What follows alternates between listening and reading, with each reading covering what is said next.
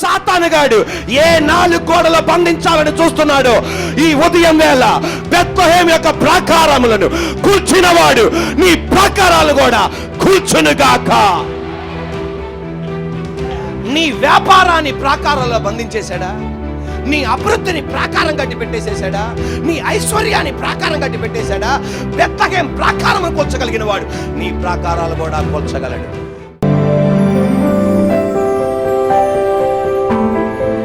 కుమార్తె పేరు జెస్సీ, రవణ జెస్సీ. ఈ పాపకి ఫిట్స్ వచ్చేసినాయి.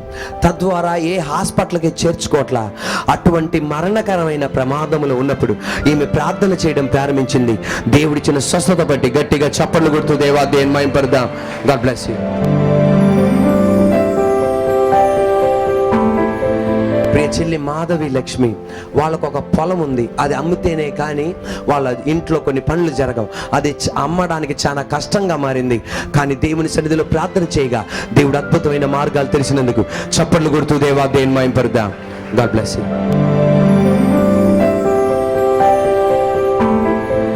వరలక్ష్మి సుప్రియ, ఈమెకి బిడ్డలు కలగలేని స్థితి. ఎందుకంటే వైద్యశాస్త్ర ప్రకారం ఆమె గర్భసంచి అలాగుంది. కానీ ఈ రోజున మందిరములో ప్రార్థన చేసిన తర్వాత దేవాది దేవుడు ఆమెకి బిడ్డను అనుగ్రహించినందుకు గట్టిగా చప్పట్లు కొడుతూ దేవా దేవుని మహిమపడదాం. God bless you.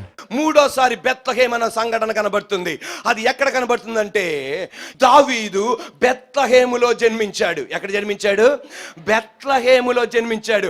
ఆయన పెరిగింది కూడా బెత్లెహేమే. యాకోబు ఎలాగైతే బెత్లెహేములో వేదన చూశాడో, రూత్ బెత్లెహేములో ఎలాగైతే వేదన చూసిందో, దావీదు కూడా బెత్లెహేములో వేదన చూశాడు. అమ్మా నాన్నలు ఈ బాబుని పట్టించుకోరు. అమ్మా నాన్నలు 7గురిని పట్టించుకుంటారు, కానీ 8వ వాడిని పట్టించుకోరు. బెత్లెహేములో అతనికి నిరాశ కలిగింది, వేదన కలిగింది, దుఃఖం కలిగింది.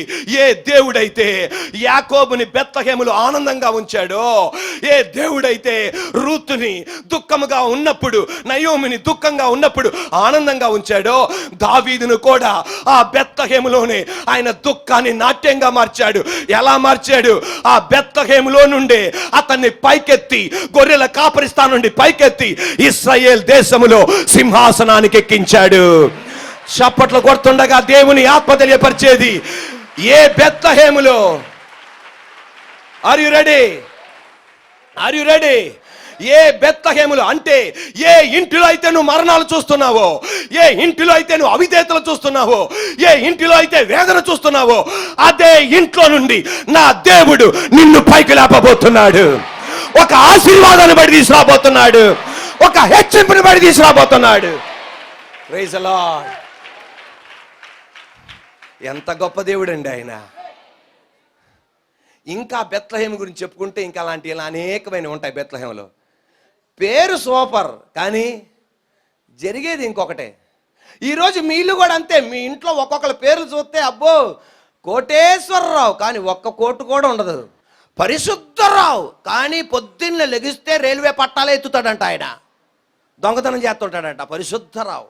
విశ్వాసం అంట ఏంటిదంటే పొర్రపాట్నంకి విశ్వాసం ఉండదు. శాంతమ్మ అంట పొర్రపాట్నం శాంతిగా ఉండదు ఆమె. బెత్లెహేము, కానీ ఆ బెత్లెహేము ఎటువంటిదైనా నా దేవుడు దర్శించి స్థితిని మార్చాడు. ఇప్పుడునండి 1వ బెత్లెహేము మనం చూసాం. ఇంకా చాలా బెత్లెహేములు ఉన్నాయి. 52 బెత్లెహేములు ఉన్నాయి. అంటే యోసేపు మరియమ్మల బెత్లెహేము కాకుండా ఇంకా 53 బెత్లెహేములు ఉన్నాయి. 1 యాకోబు ఎదుర్కొన్న బెత్లెహేము, 2 రూత్ ఎదుర్కొన్న బెత్లెహేము, 3 దావీదు ఎదుర్కొన్న బెత్లెహేము. ఇప్పుడు మనం చదివిన మీకా గ్రంథంలో బెత్లెహేము. అక్కడ కూడా ఇది చిన్నదంట, ఎవరు పట్టించుకోరంట. దేవుడు ప్రత్యక్షమై ఈ రోజున ప్రపంచం బెత్లెహేమును చూసేటట్టు దేవుడు చేశాడు. చప్పట్లు కొడుతుండగా నీ బెత్లెహేమును కూడా దేవుడు అలా కార్యం చేయబోతున్నాడు. దేని బిడ్డలారా, సాతానుగాడి ప్రణాళిక ఏంటి తెలుసా? ఈ బెత్లెహేము అన్న ఈ టౌన్ లేకపోతే ఈ గ్రామాన్ని ఏం చేయాలనుకున్నాడంటే 4 గోడల్లోనే స్టక్ చేయాలనుకున్నాడు. ఏమనుకున్నాడు? 4 గోడల్లోనే స్టక్ చేసేసి బంధించేయాలనుకున్నాడు. కానీ నా దేవుడు ఆ బెత్లెహేముకి వెళ్ళగానే ఆ ప్రాకారములు ఏమైపోయినాయి? కూలిపోయినాయి. ఒక మాట మీరు నమ్మండి, బైబిల్ గ్రంథంలో ఒక మాట చెప్పబడుతుంది, మీకా గ్రంథంలో, ప్రాకారము కూల్చువాడు నీ ముందర వెళ్ళుచున్నాడు. బెత్లెహేము అన్న ప్రాంతాన్ని 4 గోడలు బంధించాలనుకుంటే దేవుడు ప్రత్యక్షమై, ఆ బెత్లెహేములో ప్రత్యక్షమై ఆ ప్రాకారాలను కూల్చి 2 గ్రామాల తర్వాత వాళ్ళకు కూడా తెలవదంటండి బెత్లెహేము, మరొక రాష్ట్రం వాళ్ళకి తెలవదంటండి బెత్లెహేము, మరొక జిల్లా వాళ్ళకు కూడా తెలవదండి బెత్లెహేము, కనీసం యూదా వాళ్ళు కూడా పట్టించుకోరంటండి బెత్లెహేము. ఆ ప్రాకారాన్ని కూల్చి ప్రపంచానికి తెలిసేటట్టు చేశాడు. ఈ రోజున ప్రాకారం కూల్చేవాడు సజీ ముందల లేడు, నీ ముందల లేడు, నీ వెనకాల లేడు, నీ ఎడం పక్కన లేడు, నీ కుడి పక్కన లేడు, నీలో ఉన్నాడు, నీలో ఉన్నాడు, నాలో ఉన్నాడు. నిన్ను సాతానుగాడు ఏ 4 గోడలు బంధించాలని చూస్తున్నాడో ఈ ఉదయం వేళ బెత్లెహేము యొక్క ప్రాకారములను కూల్చినవాడు నీ ప్రాకారాలు కూడా కూల్చునుగాక. నీ వ్యాపారాన్ని ప్రాకారంలో బంధించేశాడా? నీ అభివృద్ధిని ప్రాకారం కట్టి పెట్టేసేశాడా? నీ ఐశ్వర్యాన్ని ప్రాకారం కట్టి పెట్టేశాడా? బెత్లెహేము ప్రాకారం కూల్చగలిగిన వాడు నీ ప్రాకారాలు కూడా కూల్చగలడు. పరిశుద్ధాత్మ దేవుడు ఇలాగ చెప్పమంటున్నాడు. ఇక్కడ కూర్చున్న వాళ్ళు ఇప్పుడు ప్రాకారములో ఉన్నారు, కానీ పరిశుద్ధాత్మ దేవుడు తెలియపరిచేది, పరిశుద్ధాత్మ దేవుడు ఏమని చెప్పమంటున్నాడంటే, ఇక్కడ ఉన్న వాళ్ళు ఎప్పుడు రాయలేని కొన్ని పుస్తకాలు నీతో రాపించబోతున్నాడు. ఎప్పుడు డెవలప్ చేయలేని కొన్ని సాఫ్ట్వేర్లు మీరు డెవలప్ చేయబోతున్నారు. ఎప్పుడు చూడలేని ఒక గొప్ప పరిచర్య మీరు చూడబోతున్నారు. ఎప్పుడు వెళ్ళలేని దేశాల్లోనికి వెళ్ళబోతున్నారు. ప్రపంచంలో ఎక్కడా లేని ఒక ఆత్మల ప్రవాహం, స్థిరత్వం మన మందిరంలో మనం చూడబోతున్నాం. హల్లెలూయా, గట్టిగా హల్లెలూయా. నువ్వు అడిగిన బహుమానమును వ్యత్యాసమైన కవరింగ్లో నీకు అనుగ్రహించును. నాతో పాటు చెప్పండి, నేను అడిగిన బహుమానమును వ్యత్యాసమైన కవరింగ్లో అనుగ్రహించును. ఇక్కడ అన్నీ ఉన్నాయి. ఏంటిది? బహుమానాలు. ఇక్కడ ఉన్నాయి బహుమానాలు, ఇక్కడ ఉన్నాయి బహుమానాలు. కరెక్ట్గా చెప్పండి, ఊరికే చెప్పకండి. మీరు దీని మీద ఆకర్షింపబడతారా, దీని మీద ఆకర్షింపబడతారా? చెప్పండి గట్టిగా. దాని మీదే ఆకర్షింపబడతారు. కొన్నిసార్లు మనం అడిగే ప్రతి బహుమతిని నువ్వు ఏ కవరింగ్లో ఇమ్మంటావో అదే కవరింగ్లో ఇస్తాడు. ఏ బాక్సులో ఇమ్మంటావో అదే బాక్సులో ఇస్తాడు. నువ్వు అడిగింది కవరింగ్ లోపల, ఈ బాక్స్ లోపల ఉంటుంది. కొన్నిసార్లు నువ్వు అడిగిన కవరింగ్లో ఇవ్వడం, నువ్వు అడిగిన వ్యక్తి ద్వారా ఇవ్వడం, నువ్వు అడిగిన బాక్స్లో ఇవ్వడం వ్యత్యాసమైన పద్ధతిలో ఇస్తాడు. అది చూసి నువ్వు పారిపోకూడదు. నువ్వు దాని దగ్గరికి వెళ్ళి విప్పి చూస్తే కవరింగే నీకు ఇష్టం లేనిది, కానీ లోన నువ్వు అడిగింది ఉంటుంది. కానీ మన ప్రాబ్లం ఏంటంటే మనకేది ముఖ్యం? ఆ కవరింగే ముఖ్యం. ఏది ముఖ్యం? కానీ దేవుడు అన్నాడు, ఆత్మీయంలో ఒక సత్యం నేర్చుకోవాలి. నీ జీవితంలో నువ్వేదైతే అడిగావో అది నా దేవుడు నీకు ఇస్తాడు. కానీ కొన్నిసార్లు కవరింగ్ మారిపోయిందని, ఈ కవరింగ్ కనబడితే దేవా స్తోత్రం, హల్లెలూయా హల్లెలూయా, యేసు రక్తం నా ప్రార్థన ఆలకించాడు. కానీ ఈ కవరింగ్లు ఇచ్చావనుకో, దేవా నా ప్రార్థన నువ్వు ఆలకిస్తున్నావా? అసలు నువ్వు నాకు ఇచ్చావా? నువ్వు వాగ్దానం ఇచ్చావా? సిలువలో అన్ని సమాప్తం చేసావంట, అంతా ఇచ్చేసావంట, ఎక్కడ ఉంది ప్రభువా అంటే దేవుడు అంటాడు, నువ్వు కవరింగ్ చూసి బాధపడకో, నువ్వు అడిగింది లోన ఉంది.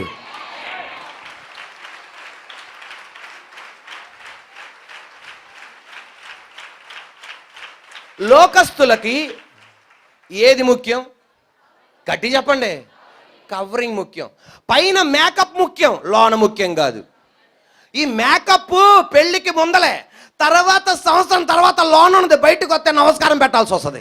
అందువలన ఈ కవరింగ్, లోకస్తులు కవరింగ్లో ఉన్నారు, కానీ స్పిరిచువల్ రెల్మ్లో, ఆత్మీయంలో మనం ఉన్న కవరింగ్ కాదు మనకి ముఖ్యం.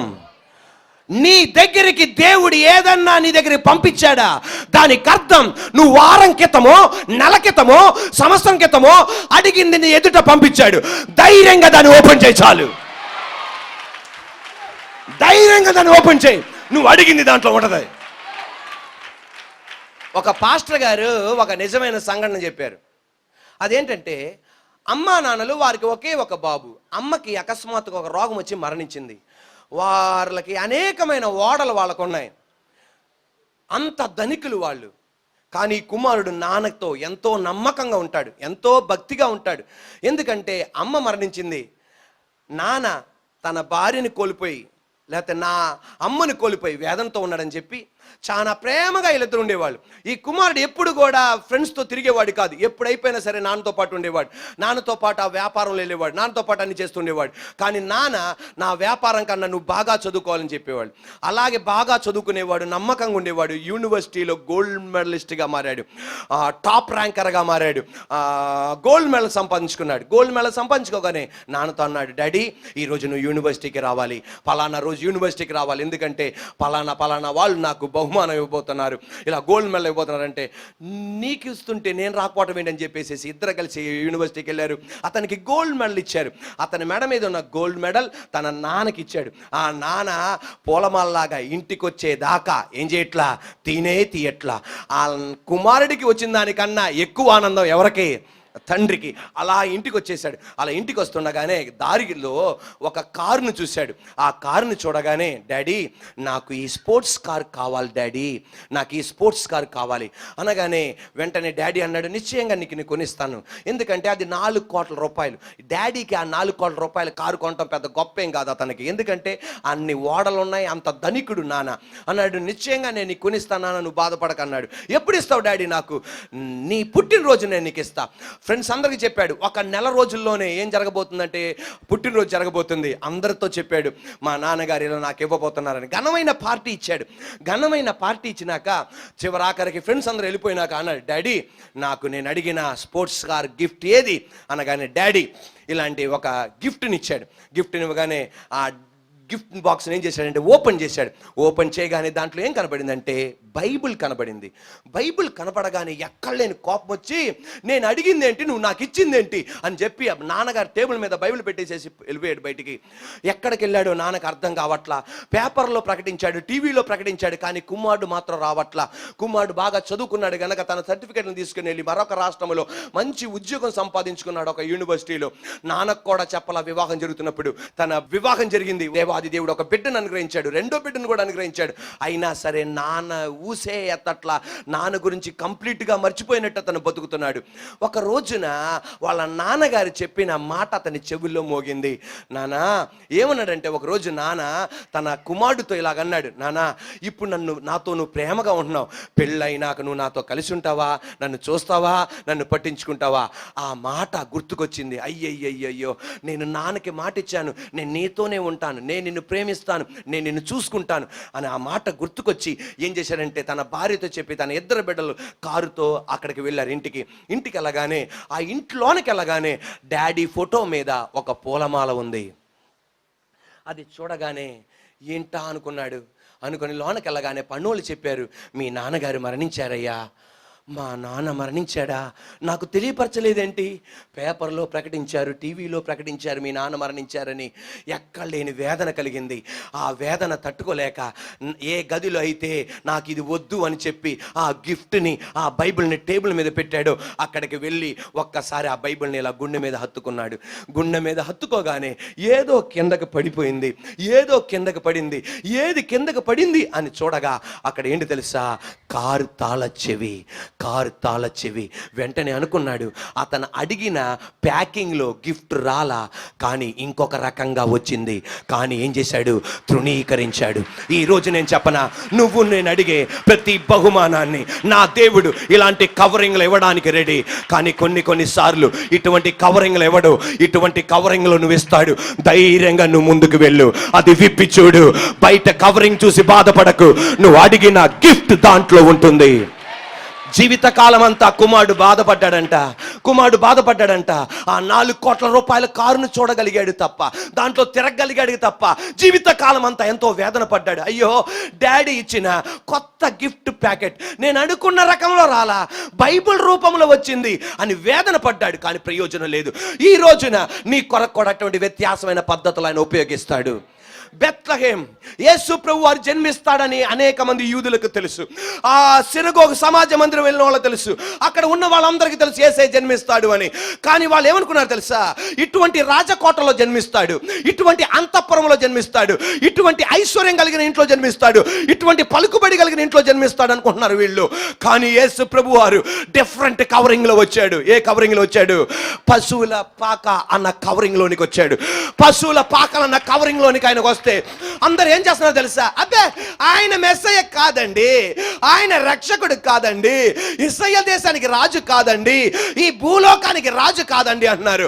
అదే గనక ఈ కవరింగ్ లో వచ్చి ఉంటే అందరూ బలోమంటే అక్కడికి వెళ్ళేవాళ్ళు. కానీ యేసయ్య ఈ కవరింగ్ లో వచ్చాడు. అందువలన ఎవరు అంగీకరించాలా? దేవుని బిడ్డలారా, అదే జరిగింది. జ్ఞానులు దేశాల నుండి అనేక మంది జ్ఞానులు బయలుదేరుతున్నారు. వాళ్ళు బయలుదేరుతున్నప్పుడు మనం ఏమనుకుంటామంటే బంగారం, బోళం, సాంబ్రాణి యేసయ్య దగ్గర వాళ్ళు కానుకగా అర్పించారు. మనం ఏమనుకుంటామంటే ముగ్గురు జ్ఞానులు అనుకుంటాం. కాదు, వాళ్ళు ఒక జ్ఞానుల సమూహం అన్నమాట. జ్ఞానుల సమూహం. మీరు పెళ్లికి వెళ్తున్నారండి, మీ కుటుంబం వాళ్ళు 10 మంది ఉన్నారండి, 10 బహుమానాలు తీసుకెళ్తారా? ఒక బహుమానం తీసుకెళ్తారు, అంతేగాని 10 కాదు. ఇక్కడ ముగ్గురు జ్ఞానులు కాదు, అనేక జ్ఞానుల సమూహం. వాళ్ళు ఏం చేశారంటే ఫస్ట్ వెళ్ళింది పశువుల పాక దగ్గరికి కాదు వెళ్ళింది, వాళ్ళు వెళ్ళింది ఎక్కడికి? రాజకోటలోనికి. హేరోదు రాజు దగ్గరికి వెళ్తున్నాడు. ఎందుకంటే వాళ్ళు దేన్నే చూస్తున్నారు? కవరింగ్ నే చూస్తున్నారు. అక్కడ నుండి దేవాది దేవుడు డైరెక్ట్ చేసి పశువుల పాకలోనికి నడిపించాడు. పశువుల పాకలు నడిపించగానే వాళ్ళు ఏమనుకున్నారు తెలుసా? పశువుల పాక ఏంటి, అక్కడ సృష్టికర్త పుట్టడం ఏంటి? ఆ జ్ఞానిలో ఒకరు అనుకుంటున్నారంట. ఏమనుకున్నారంటే మనం కవరింగ్ చూడొద్దు, కవరింగ్ లోపల ఉన్న ఆయన చూద్దాం. కవరింగ్ లోపల ఉన్న అతన్ని చూడగానే సృష్టికర్త 700 సంవత్సరాల క్రితం ప్రవచించిన యేసయ్య ఈ కవరింగ్ లోపల ఉన్నాడు. గట్టిగా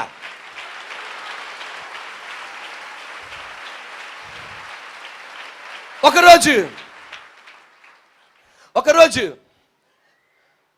యెరూషలేము నుండి యెరికోకి ఒక వ్యక్తి, ఒక ధనవంతుడు ప్రయాణం వెళ్తున్నాడు గాడిద మీద. యెరూషలేము నుండి యెరికోకి ప్రయాణం వెళ్తున్నాడు గాడిద మీద వెళ్తుండగానే దొంగలు చూశారు. ఆ ధనవంతుడిని కొట్టారు, కిందకి పడేసేశారు. అతని దగ్గర ఉన్న వజ్రాలు తీసుకెళ్ళిపోయారు, డబ్బు తీసుకెళ్ళిపోయారు, ధనం తీసుకెళ్ళిపోయారు, నాణ్యం తీసుకెళ్ళిపోయారు. నాణ్యం తీసుకుని వెళ్ళిపోయి అతన్ని చంపడానికే ప్రయత్నం చేశారు. కానీ కొర ప్రాణంతో విడిచిపెట్టేశారు అతన్ని. కొర ప్రాణంతో విడిచిపెట్టగానే అక్కడ ఎవరు వస్తున్నారంటే పడిపోయిన వ్యక్తి ఎవరు తెలుసా? యూదుడు. పడిపోయిన వ్యక్తి ఎవరండి? యూదుడు. ఎవరు వస్తున్నారంటే లేవీయుడు దాటుకొని వెళ్తున్నాడు. లేవీని దాటుకొని వెళ్ళగానే ఆ లేవీయుడు అతన్ని చూసేసి వెళ్ళిపోయాడు. యాజకుడు వస్తున్నాడు. ఆ యాజకుడు లేవీని చూసేసి వెళ్ళిపోయాడు. ఇప్పుడు ఎవరు వస్తున్నారు? సమరయుడు ఎవరు తెలుసా? యూదుడికి అంటరానివాడు. యూదులకిను సమరయులకి పచ్చగడ్డేసిన బగ్గుమంటుంది. యూదులు సమరయులు ఎప్పుడు కలవరం. యూదులు సమరయులు అంటరానోళ్ళుగా చూస్తున్నారు. అతను ఏమనుకున్నాడు తెలుసా? ఈ సమరయుని చూసి, ఆ యూదుడు ఈ సమరయుని చూసి, అంటరాను వాడిని చూసి, అబ్బే ఇతనేం సాయం చేస్తాడు? ఏమే చూస్తున్నాడు? ఏదే చూస్తున్నాడు? కవరింగ్ చూస్తున్నాడు. కానీ లోనున్నది చూడట్లా. అతనికి కావాల్సిందేంటి? కవరింగ్ కాదు, అతనికి కావాల్సిందేంటి? సహాయం కావాలి. అతను ఏమనుకున్నాడంటే లేవీయుడు సాయం చేస్తాడనుకున్నాడు. ఆ కవరింగ్ లో ఉన్న వాళ్ళు సహాయం చేయలే, యాజకుడు సాయం చేయలే. కానీ ఇప్పుడు అంటరాని వాడు ఇప్పుడు ఏంటి తెలుసా? ఈ కవరింగ్ బాగోలా. కానీ దేవుడు అంటున్నాడు, మంచి సమరయుడిగా యేసయ్య ఏం చెప్తున్నాడంటే, యూదుడా నువ్వు కవరింగే చూస్తున్నావు, నీకు ఇప్పుడు ప్రాణం కాపాడబడాలి, నాలో నుండి నీకు అది దొరుకుతుంది. ఈ రోజు నేను చెప్పనా, ప్రపంచం ఏదే చూస్తుంది? కవరింగే చూస్తుంది. కానీ యేసయ్యని ఏం చేస్తున్నారంటే, యేసయ్య కవరింగ్ బాగోలా. పశువుల పాకలో జన్మించాడు, కవరింగ్ బాగోలా. పాపులతో తిరిగాడు, కవరింగ్ బాగోలా. దుష్టులతో తిరుగుతున్నాడు, కవరింగ్ బాగోలా. ఇతన్ని అంటరాని వాడిగానే చూస్తున్నారు, ఏదేదోగా దాన్నే చూస్తున్నారు. కానీ కవరింగ్ చూసి వెనక్కి వెళ్ళొద్దు, ఒక్కసారి వెళ్ళు. నీ ప్రాణ రక్షణ ఈ కవరింగ్ లోపల ఉన్న యేసయ్య ద్వారానే. స్వర్గం యేసయ్య ద్వారానే, అభివృద్ధి యేసయ్య ద్వారానే, సమాధానం యేసయ్య ద్వారానే. Are you ready? ఈరోజు మీరు అందరికీ చెప్పాలి, మీరేం చూడకండి, ఆ కవరింగ్ చూడకండి, ఏం చేయండి, ఆ కవర్ దగ్గరికి వెళ్ళండి. ఆ కవర్ దగ్గరికి వెళ్ళారు జ్ఞానులు, ఒక్కసారి దాన్ని విప్పారు, అమ్మో అని చెప్పి ఈ ప్రపంచంలో ఆరాధనకి నువ్వే యోగ్యుడు అని చెప్పి వారి బంగారం, వారి బోళం, వాళ్ళ సామ్రాణి అర్పించి సాష్టాంగపడి ఆరాధించారు.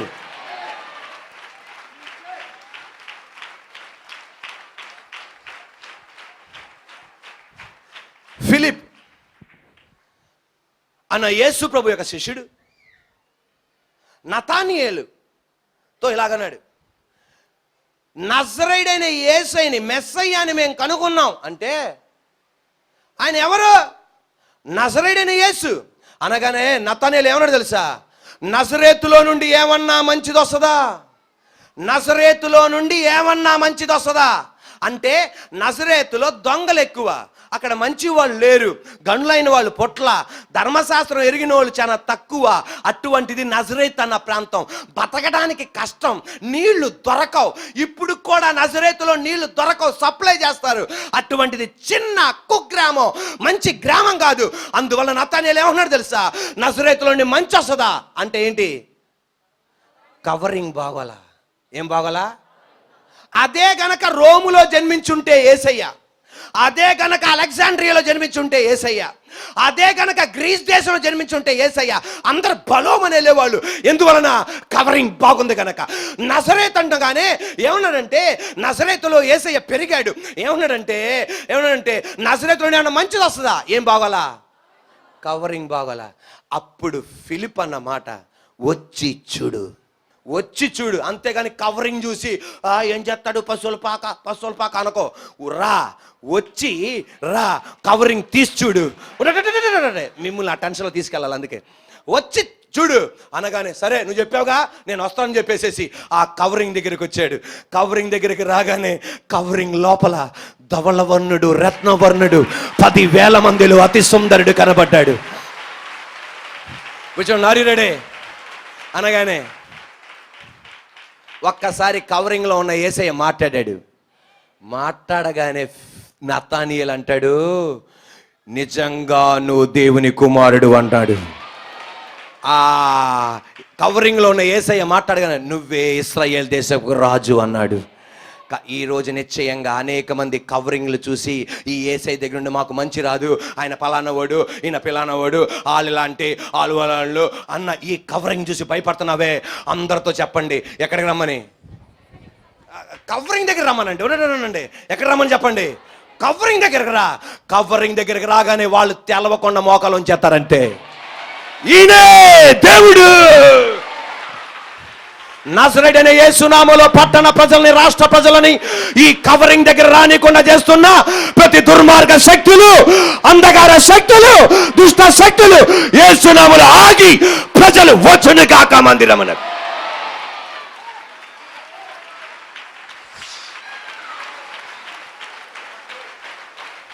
హల్లెలూయా, హల్లెలూయా. ఈ రోజున నీకు కూడా కొంతమందికి, దేవా ఎల్లో కవర్లో కార్డ్బోర్డ్ బాక్సులో నాకు పుస్తకం కావాలి ప్రభు అంటే మీ బంధువులు అలాగే తీసుకొస్తారు. కొంతమంది అలా ప్లాన్ చేస్తే ఇలాంటి దాంట్లో దేవుడు తీసుకొచ్చేస్తాడు. అప్పుడు నాకు వద్దు అనుకో, ఓపెన్ చేయి.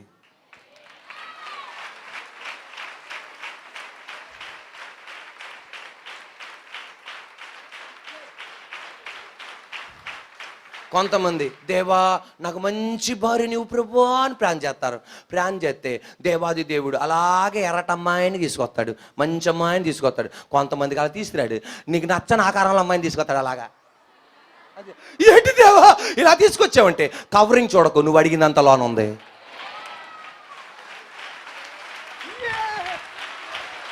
కొంతమంది, దేవా నాకు మంచి భార్య నీవు ప్రభు, సారీ నాకు కొంతమంది చెల్లెళ్ళు ఏమన్నా ప్లాన్ చేస్తారంటే, దేవా నాకు మంచి భర్త నీవు ప్రభు అంటే అలాగే జుట్టు ఎక్కడ దాకా పెరిగి 7 ప్యాక్ 8 ప్యాక్ అలాగొచ్చేసి అలాంటోడు నీ దగ్గరికి వస్తాడు.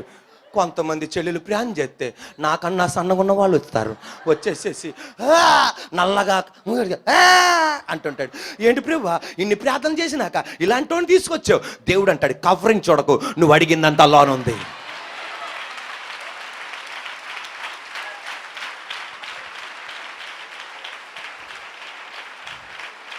Are you ready? ఆ చెప్పాలి సరిపోలా. ఈ రోజున ఇక్కడ కూర్చున్న వాళ్ళతో చెప్పేది, నువ్వు అడిగింది ఆయన ఇస్తాడు, కానీ కవరింగ్ చూసి బాధపడకు. కవరింగ్ లోపల ఉన్న దానితోనే నీ జన్మంతా బాగుపడేది. కవరింగ్ లోపల ఉన్న దాని ద్వారానే నువ్వు పైకెత్తబడేది, నువ్వు ఆశీర్వదింపబడేది, నువ్వు హెచ్చింపబడేది.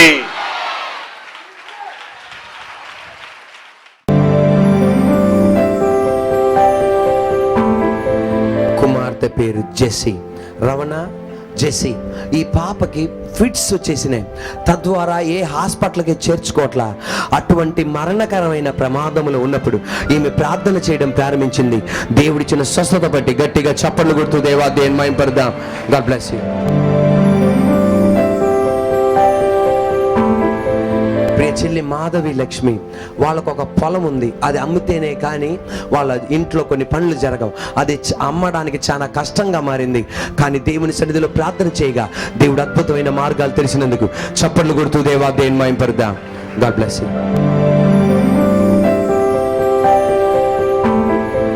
వరలక్ష్మి సుప్రియ, ఈమెకి బిడ్డలు కలగలేని స్థితి.